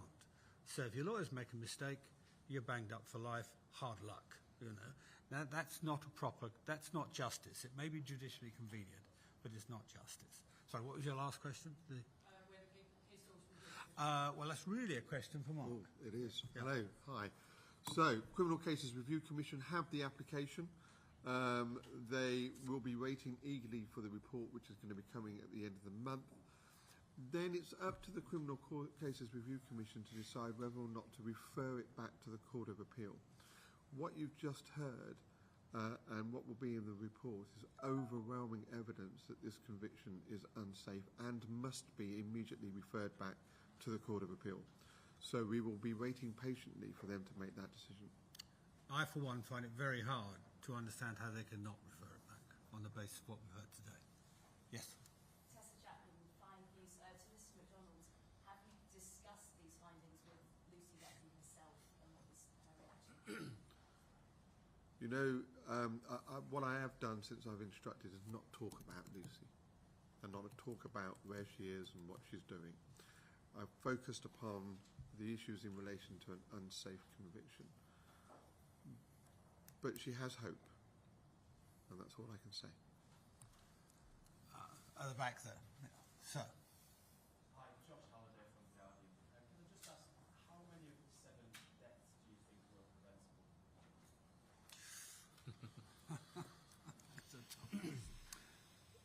You know, deaths are often multifactorial. And sometimes even when you do all the right things, death occurs. That's just life, right? So if you say, could we have prevented these deaths? I can't tell you for sure which ones we can prevent. What I can tell you is that the appropriate treatments were not given. And may some babies have survived because of it? It's possible. I cannot predict which baby will and which cannot. Yes. In terms of Name and company. sorry, Anouk Curry, freelance filmmaker. Yeah. In terms of potential clinical negligence, is it possible that this could be investigated now, and this is a question for David Davis, Sir David Davis, while the whole trial and potential appeal are ongoing? I mean, where do we stand with this? We're hearing some very damning accounts. Yeah. Our principal aim is not pursuing clinical negligence, it's pursuing justice. And what all of this does is provide a completely alternative explanation for the deaths and collapses of those children. An explanation which, in my view, should have been exposed at the trial, not now. So that's really our only interest. Justice generally, both for Lucy, but also for the parents of the children who must have a terrible cloud hanging over them. Is this the first that the parents will have heard about this? I would imagine so. Yeah. I would think so. don't know. Yes, yes. Yeah, Nadine. Dr. Lee, between June 2015 and June Microphone. 2016, the Countess of Chester Neonatal Unit was a level 2, which attracts substantial additional funding from the NHS, which means it takes high-risk patients. Is it your opinion that the Countess of Chester should not have been at a level 2, therefore taking those high-risk babies? Should it have been at a level 1, which it was later downgraded to? And do you think that with all that you said about the physicians and doctors who were working in the unit at the time, that those doctors at that unit for a level 2 did not have the appropriate level of qualifications and experience to be able to operate and treat those high-risk patients? So I'm not familiar with the NHS. I'm going to punt this one over to Neena. So there are 3 levels of units, as you know. There are neonatal intensive care units, local neonatal units, and special care baby units. And so levels 1, 2, and 3, or 3, 2, and 1, I should say. And the Countess of Chester was, as you say, a level 2 unit at that time. Now, a level 2 unit operates within certain general guidelines. They will accept babies of a certain category, and they will not accept, or they will try and ensure the delivery of babies who they're not set up to deal with in a tertiary centre. That requires collaboration, cooperation, discussion between obstetric and neonatal teams. So I think the first point I would make is that there is a legitimate question to ask. Did those conversations take place? And were babies born at the Countess of Chester who should probably have been born at a level 3 neonatal unit? So the point I want to make is that medicine is a continuum, it's a team effort, and things can go wrong at multiple places. But were those questions asked? Was that discussion held between obstetric and neonatal teams? And should some of these babies not have been born at the Countess of Chester? Your second point relates to qualifications. I think here one wants to draw a distinction between qualifications and experience. And self-evidently, a level 2 neonatal unit is not going to have the throughput that a major tertiary centre is going to have. So the staff, no matter how well trained, no matter how competent, no matter how appropriately qualified, will simply not have the experience because they are not seeing that flow of patients through the unit. So sometimes in level 2 units, the staff are forced to look after babies, because babies have been born there, forced to look after babies who should not have been cared. That this is no criticism of them. They are doing the best they can under the circumstances that are presented to them. So that's a second consideration. The third is that, as we all know, the NHS has been under great strain. Staffing has been a problem, and many, many, many neonatal units around the country, including the Countess of Chester, have had staffing issues and have not been able to fill their rotas appropriately. So I think what I'm saying is that all of the above, but they're all weighing in different ways in each of the cases that we've discussed. It's also notable that they downgraded the day they suspended Lucy, which tells you something as well. Yes, ma'am. Second row. Yeah. Hi, I'm Caitlin at PA. A question for Mr. McDonald. You mentioned today deaths due to natural causes, bad medical care, inadequate staffing, etc., etc. These were all themes that were explored extensively by the defence at the trial. Examples relating to baby 4, baby 11, about potential issues with the air leak. So my question to you is this just a rehash of the defence case rather than new evidence? The difficulty is, if you do not have an expert at a trial, then what you ask of an expert in cross-examination is not evidence. You can put whatever you want to a prosecution expert. They don't accept it. The judge will sum up to the jury the evidence of not accepting it, not the evidence of putting the question. And the defence did not call an expert. So as a result, all you were left with was the evidence of prosecution experts in relation to neonatology, paediatrics, and pathology. And so, yes, this is fresh evidence. This is new evidence. It's compelling evidence because of the nature of the people who are giving that evidence. And it wasn't heard by the jury. Yes, Okay, that's okay. So Phoebe Davis from Tortoise Media. Dr. Lee, I'm just struck by you have personal involvement in the case because your evidence was used. As far as I'm aware, the other experts did not have any personal involvement in this case. I'm struck by them coming together, as you say, in a historic way. What is the impact of this case on the international community in this sector? And I'm curious, though, why does this case matter? Why do you think it's taken up so much attention? I guess this is also for Dr. Modi. Why does this case matter so much to the profession?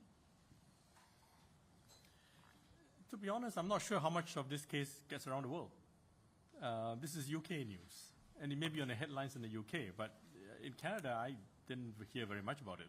I saw a little column in the newspaper about that big, saying that a nurse had been convicted in the UK for 17 murders, and I thought how terrible this is, and that's all we hear.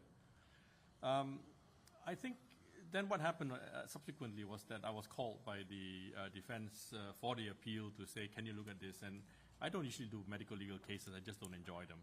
In this particular case, because they used my paper, I was curious to see what exactly did they use my paper for. And when I saw the evidence that they gave, I was disturbed because it was wrong. And after I gave the appeal, I realized that she had no further road to go because she had exhausted all avenues of appeal. And yet, it remained that the evidence was wrong. Now, I didn't know at the time whether she was innocent or guilty. What I did know was that the evidence that was used to convict her was wrong. And to me, that's a problem. You shouldn't be using wrong evidence to convict someone, regardless of whether she's guilty or innocent. And so that was when I decided to have a further look at the evidence, because it wasn't just about the skin discoloration, which was asked at the appeal, but it was about many other things. And without looking at all the other evidence, I couldn't form any opinions. And that was when I approached the solicitors at the time to say, well, if you are willing, and if Lucy is willing, I'd be willing to look at the rest of the evidence. And if I was concerned that the rest of evidence was also a problem, I would convene a panel. And so we did. And as you can see, these people on the panel are not ordinary people. They are not just ordinary neonatologists, that you get in the street anywhere. These are the best of the best. And the reason they came was because they were all interested in the truth. And these are people of high integrity, and they want to make sure that things are done right. And so they came, and Neena is one of those. Neena is, a good friend of mine for many years, and she's one of the most respected neonatologists in the world. And so are all the others, right? So they all came and they volunteered their time and services to be part of this and to look at what the evidence is, so that we can get some clarity on this, and that this can be hopefully resolved. I'd like to ask two questions. The first is to Sir David Davis. At the moment, there is a public inquiry sitting. It's predicated on the assumption that Lucy Letby is guilty. From what we've heard today, which I may say, is the most devastating presentation I have ever heard in a miscarriage of justice case, and I've covered many over several decades.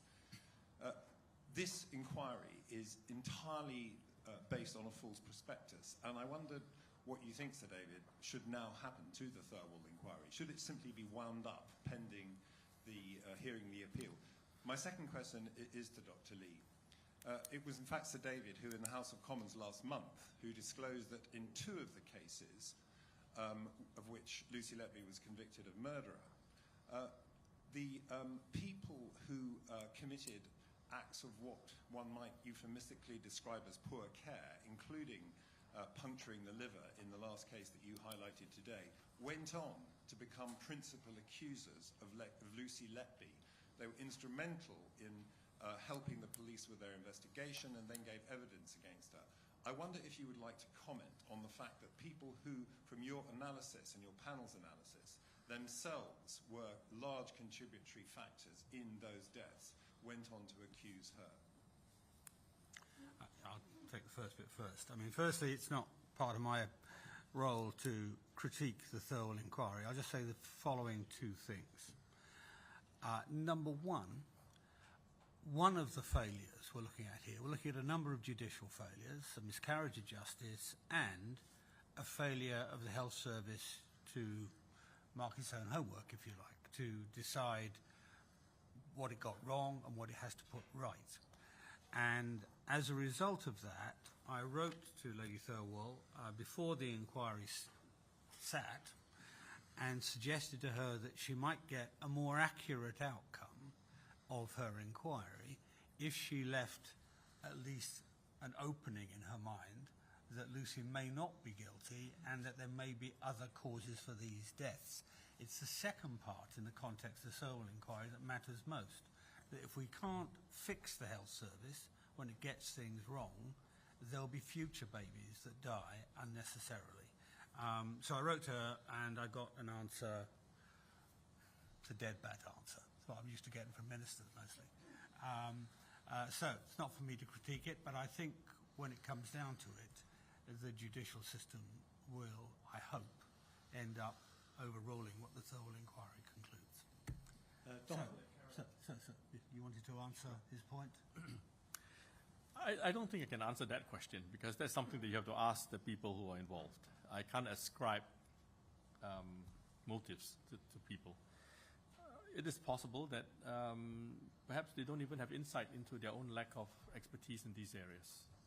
And so I would recommend that they take a close look at the report that we have written and to see for themselves where they have deficiencies and what they need to do about it. Okay. There's yes. Ronan, here. Sorry. You can't just grab the microphone. Right, thanks, Felicity Lawrence, formerly for The Guardian and freelance still for The Guardian. There were many experts who were really troubled by this after the convictions, and then there was more charges, and the press were silenced for over a year. Where could you have gone, Professor Modi, with your duty of candour? Where could other people have gone when the court and the legal system treats your concerns as contempt? There doesn't seem to be any way of raising the alarm at the right moment. Do you have any thoughts on that? I hope that the process that we've seen unfolding, of which today is a major part, has actually demonstrated that there is a route to be followed, and there is a process to be followed in these sorts of circumstances. I, like many of my colleagues, followed the trial as it was written up in the newspapers and did not know any more than that until several journalists sent me more detailed information about the cases, and what each of these pieces of extra information that I read raised my concerns even more. But it was only when I was instructed by Mr. McDonald and his solicitors that I read the full papers, and my anxieties were hugely amplified, I have to say. So it's been an evolution.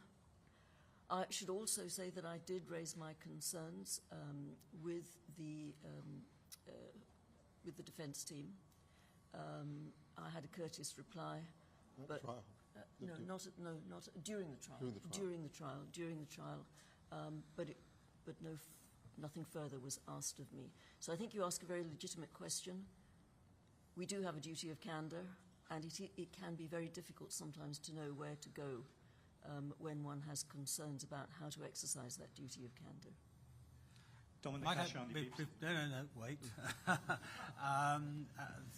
I'll just make one other point, and that is that during the course of this process, mostly post-trial, there have been a number of people get in touch, principally nurses, who have been afraid to come forward because they've seen what's happened to whistleblowers in the health service historically.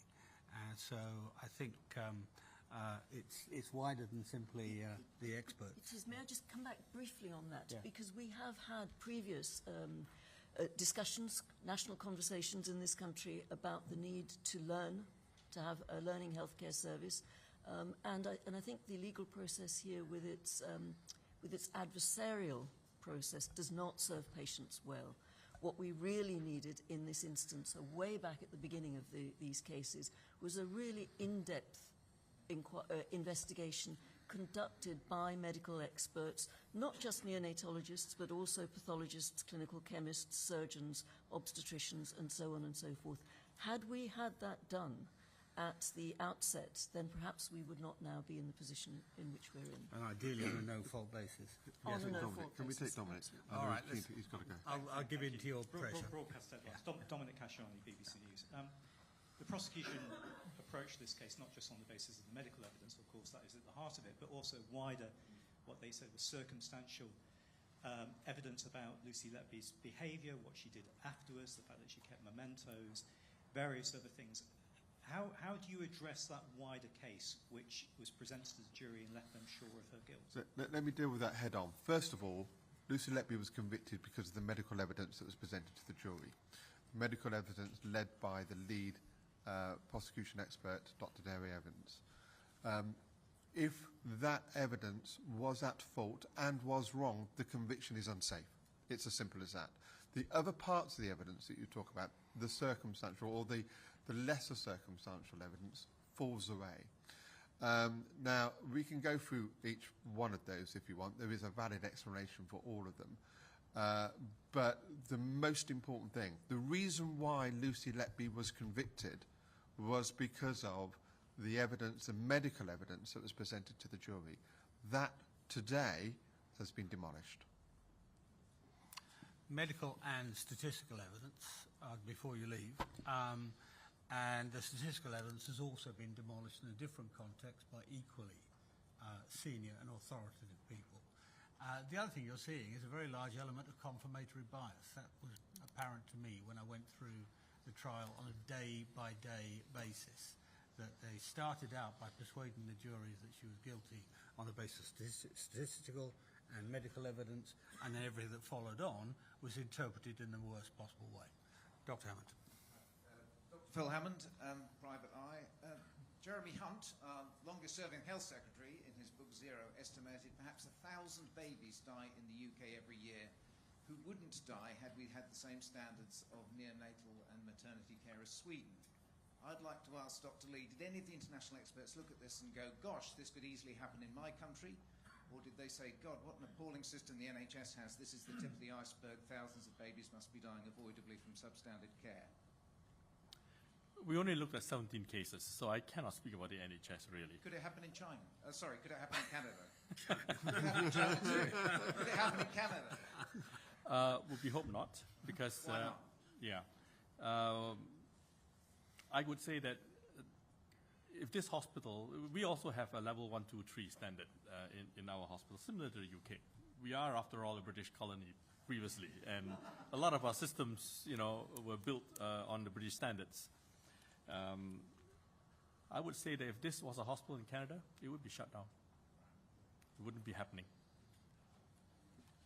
About 25 years ago, after the Shipman report, there was very briefly, because I was involved in it, an attempt to encourage a no-fault analysis of health service failures on the same basis that airline pilots and airlines are reviewed after a failure, after a crash, after a near crash, whatever. It sort of precipitated enthusiasm for about 6 months and disappeared. The health service didn't want to play. I think there's an argument for that right now. Yes, sir. Peter Hitchens, Mail on Sunday. Have you sent, or do you propose to send copies of this report to Dr. Dowie Evans, to the Thirlwall inquiry, and to the Chief Constable of Cheshire Police, who still apparently intend to continue interrogating Ms. Letby? The owner of the report, yes. Well, this is a summary of the report. The full report is going to be coming at the end of the month. And the privilege, as in the legal privilege, is that of Lucy Letby. And if she gives consent, I've already suggested that this is a report that the families may want to see as well, which I think should be on the top of the list. You know, it's not my job to send it to the prosecution experts. One hopes that, given it to the Criminal Cases Review Commission, they might disseminate it to those that gave evidence before the jury. I personally, to answer your question, won't be in contact with Dr. Dowie Evans to give him a report. Right. Here, and then we'll come back over here. Yeah. Paul Brandt, ITV News, thank you. I appreciate it takes, you know, a bit of gumption to come out and talk about this publicly, and I wonder what kind of weight there has been on all of you, actually. The CCRC say in its statement today that those speculating about the case only have a partial view of the evidence. How sure are you that you're on the side here of an innocent woman and not a serial killer?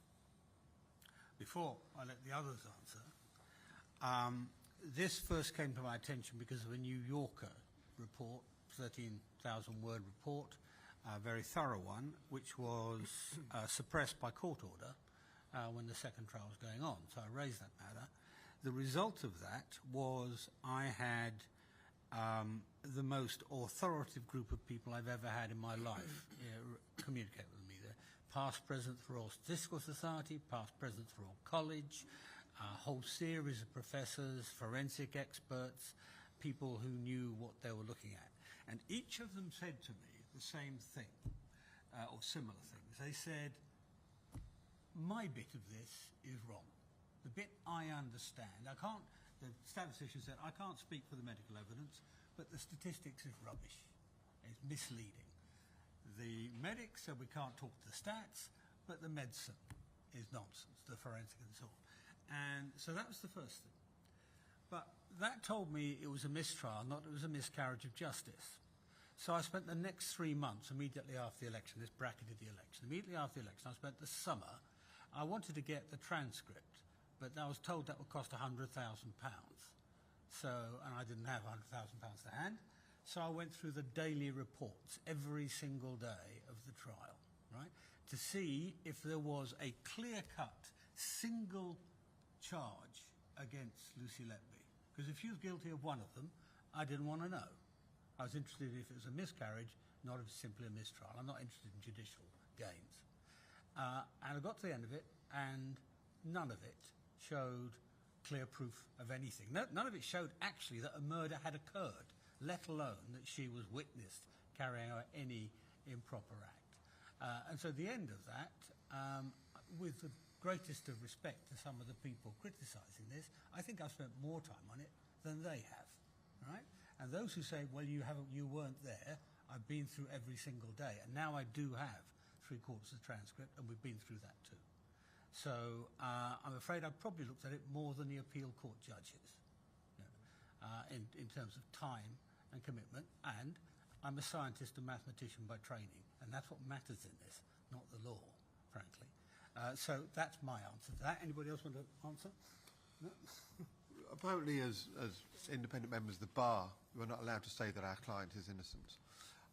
But can I say this, that there is overwhelming evidence that the conviction is unsafe. And if Dr. Shoo Lee and the panel are correct, no crime was committed. And if no crime was committed, that means that a 34-year-old woman is currently sitting in prison for the rest of her life for a crime that just never happened. Sorry, over here. Yes, sir.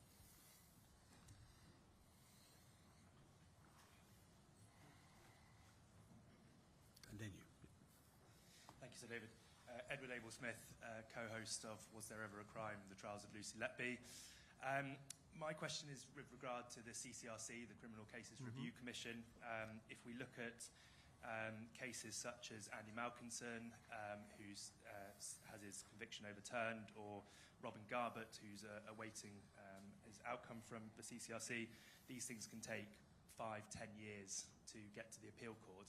Is there anything you can do, or is there anything you're going to do to try and ensure that Lucy Letby isn't still waiting for her time in front of a retrial for another 10 years, say? I've been working with the Criminal Cases Review Commission for over, I think, 20 years.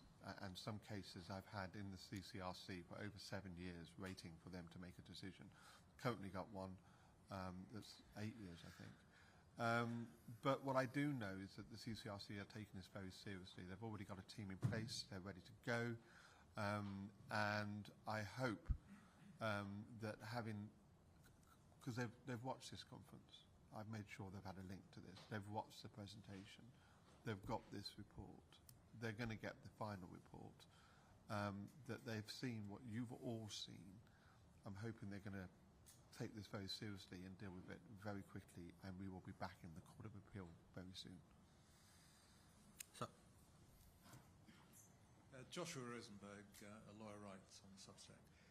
Question for Mark McDonald. You drew attention to the fact that the defence didn't call any expert witnesses. Now, you're not going to say anything critical or otherwise about the previous defence team. But that's a mystery in this case. Am I right in thinking that this is all a question of professional privilege and that your client could allow them to speak, that she could tell you how it was, that her advisors didn't call the expert evidence that you clearly think they should have called previously? You're absolutely right, but that doesn't answer the bigger problem that we face.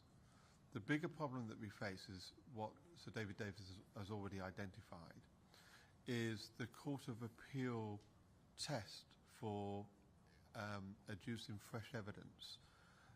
That threshold is quite high, and one of the rules against admitting that evidence is whether or not that evidence could have been available at the trial.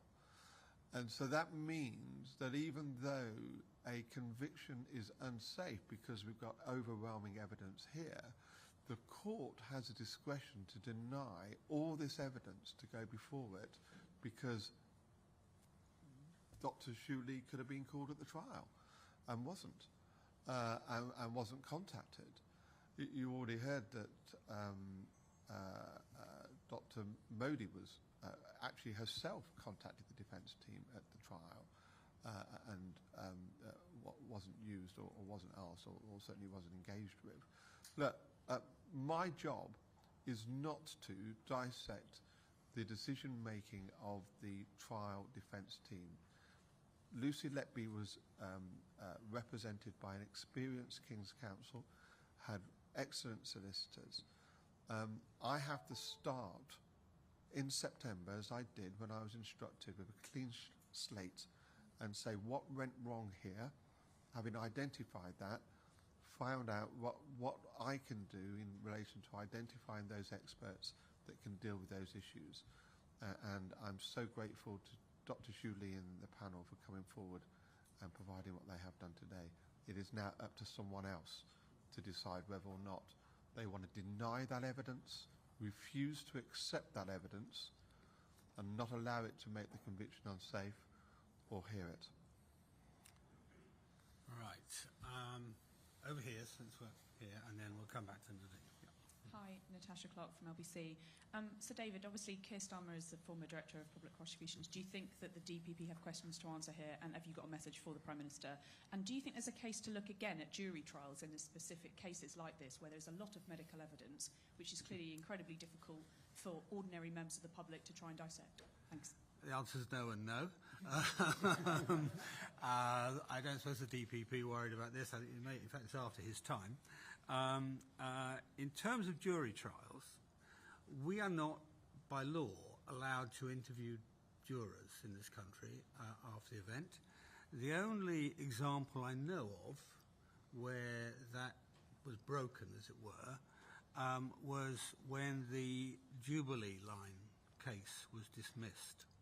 And it was widely thought at the time that the jurors in the Jubilee line case couldn't understand this incredibly complex financial comings and goings in that case until they were interviewed, when it was plain that the jurors understood it better than the lawyers involved in the case, which I suspect was true here too. Right. Nadine, sorry. Yeah. Nadine Joyce, I should say I was the health minister responsible for maternity and neonates for 2 years, and I saw a number of investigations into a high number of neonatal deaths in the UK. But my question to you is, you said at the beginning of your presentation that it's quite complex, and there was a panel of you, and there was a huge amount of detail to look at. Lucy Letby sat in jail for 7 years while Dr Dewey Evans prepared his reports. We believe that he was paid a substantial seven-figure sum for doing so.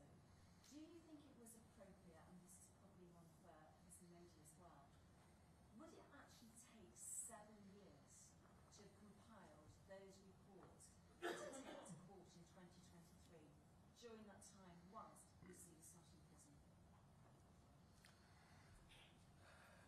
That's tragic. 7 years is a long time in anybody's life. I would hope that something is done about that. I don't think that, in my own personal opinion, that seems very long. I don't know about the court, so I can't speak to that. It's just tragic. I cannot even imagine how that happened. Can I come back on the issue in relation to jury trials, if I may? I am a big supporter of the jury trial and would not like to see it go in any way whatsoever. However, there's a layer before this ever getting to a jury, and that's the one that Dr Modi identified. That the complex science and the complex should have gone out to the leaders in the field and discussed it and assessed it before it got anywhere near a criminal charge.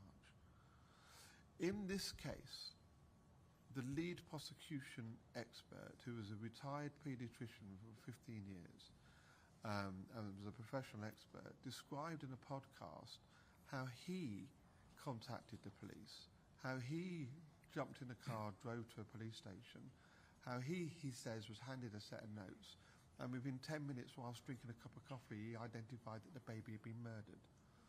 And that was the start of a process. That was not the way to start this case at all. It should have gone out to experienced, highly experienced neonatologists and pathologists before it got anywhere near a criminal charge. Gentleman at the back. Stephen Phelps, I'm a retired television producer. I used to make BBC's Rough Justice and Trial and Error on Channel 4. I'm picking up on the point about Dowie Evans, the Crown's principal expert witness.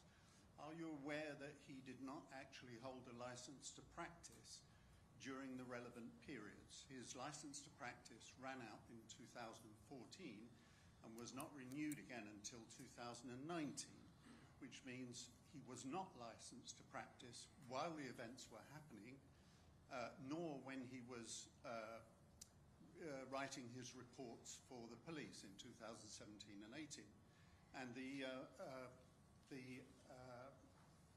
Academy of Medical Royal College's guidelines say that healthcare professionals giving expert evidence must hold the appropriate license to practice and be in or sufficiently recently in practice. And as we know, he hadn't been in practice for many years, and now we know that he didn't hold a license at that time. Does that make him a totally unsuitable expert for the Crown to have used? Well, I mean, I don't want to comment too much about his background or his experience. The Crown Court judge, the trial judge, found that he should remain, and the Court of Appeal upheld his qualifications to be an expert. So it's not for me to say now that the Court of Appeal are wrong or that the trial judge was wrong. In relation to should he been allowed to have been an expert, my understanding is, in fact, that his expertise was never challenged at the trial, at the start of the trial. It was many weeks in when the trial judge received a email, I think it was, from another Lord Justice of Appeal raising concerns about Dr. Dowie Evans. And then there was a large argument about whether or not they should continue, and the judge decided after legal argument that they should continue.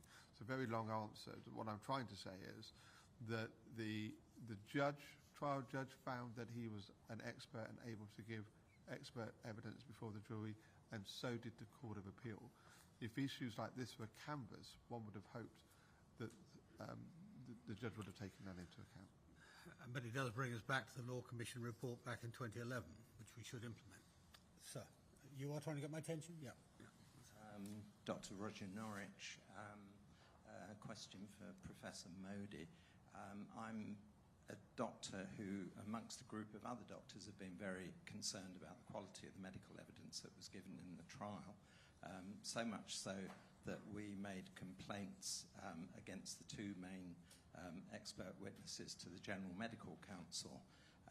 The General Medical Council completely refused to engage with our complaints and have continued to ignore us.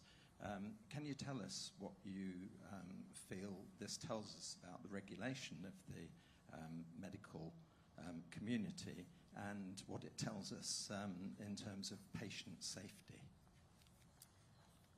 Thank you. I was asked to give a written statement to the Thirlwell inquiry, in fact more than one written statement, and I did make the point in one of those statements that it would be advisable to give some consideration, some scrutiny to the ways in which medical experts or those professing to give expert evidence at trials, how their competence to do this is assessed.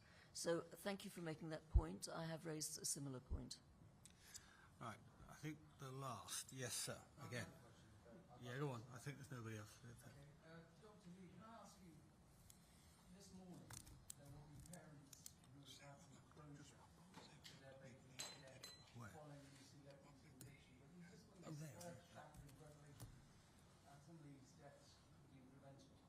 What would you say to these parents this morning? And if they were to reach out to you, would you make your evidence available to them? I think that's something for counsel to work with. So we'll be giving our report to the barrister, Lucy's barrister, and I think I'm sure he has the wisdom to know how to deal with that, and I'll take his advice on how we proceed. From that, just deal with that. Obviously, it's covered by legal privilege, and so consent has to be given by the client when disclosing it to someone outside an official body like the CCRC. But what I do know is that Lucy, in her, has constantly said and felt sorry for those parents that have lost children. Now, she was convicted of the murdering of those children, so that probably doesn't really weigh too much on them. But if Dr. Shoo Lee is right and the panel is right and she is innocent, then I'm sure she'll want to make sure that the parents know the truth of what went on. Okay, last question because we're running out of time. Sarah Napton.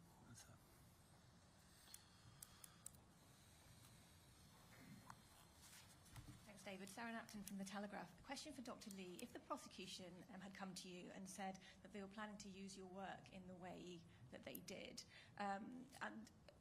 what would you have said to that? And might air embolism cases have been nipped in the bud if they'd done their due diligence early? Could we have prevented it getting this far? The answer is yes.